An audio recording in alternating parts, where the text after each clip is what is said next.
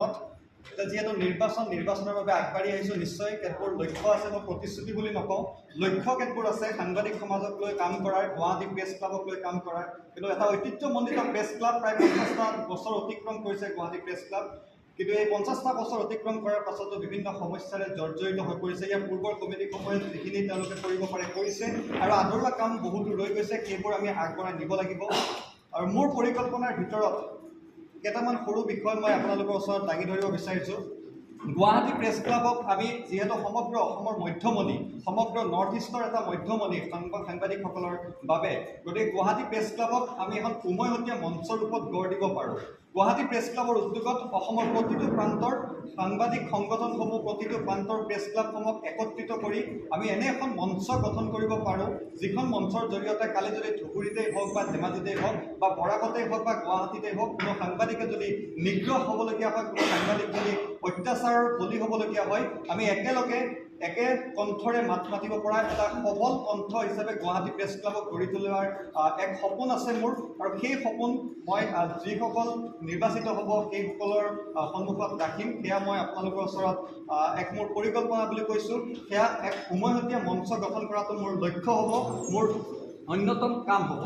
লগতে গুৱাহাটী প্ৰেছ ক্লাবক লৈ আমি যিহেতু বিভিন্নজনে ইতিমধ্যে জ্যেষ্ঠসকলে কৈছে, সাধাৰণ সম্পাদকৰ প্ৰাৰ্থীসকলক কৈছে, সভাপতি প্ৰাৰ্থীসকলক কৈছে, তেওঁলোকৰ প্ৰতিটো কথাতেই মোৰ সহমত আছে।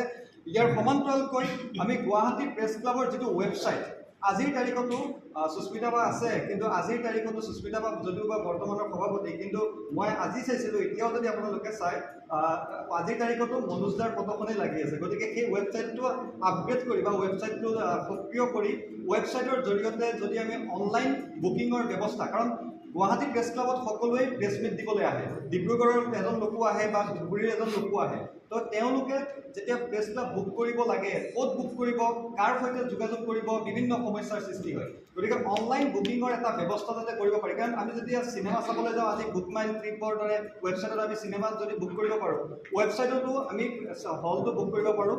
তেনেধৰণৰ এক ব্যৱস্থা কৰাৰ, অনলাইন বুকিঙৰ ব্যৱস্থা কৰাৰো আমি ইতিমধ্যে চেষ্টা চলাম। সেই যদি আপোনালোকে আগবঢ়াই দিয়ে, সেই দায়িত্ব অৰ্পণ কৰে।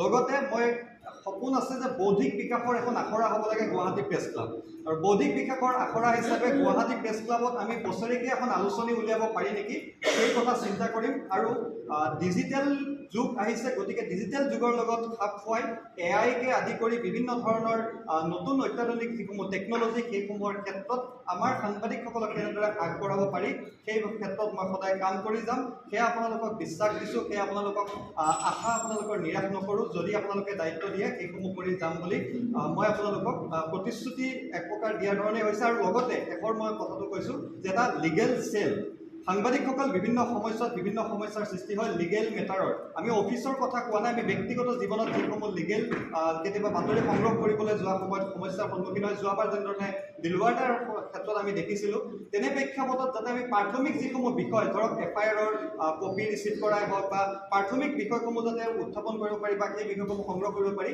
গুৱাহাটীৰ জ্যেষ্ঠ অধিবক্তাসকলক লৈ, অসমৰ জ্যেষ্ঠ অধিবক্তাসকলক লৈ এটা লিগেল চেল গঠন কৰাৰ প্ৰয়াস থাকিব।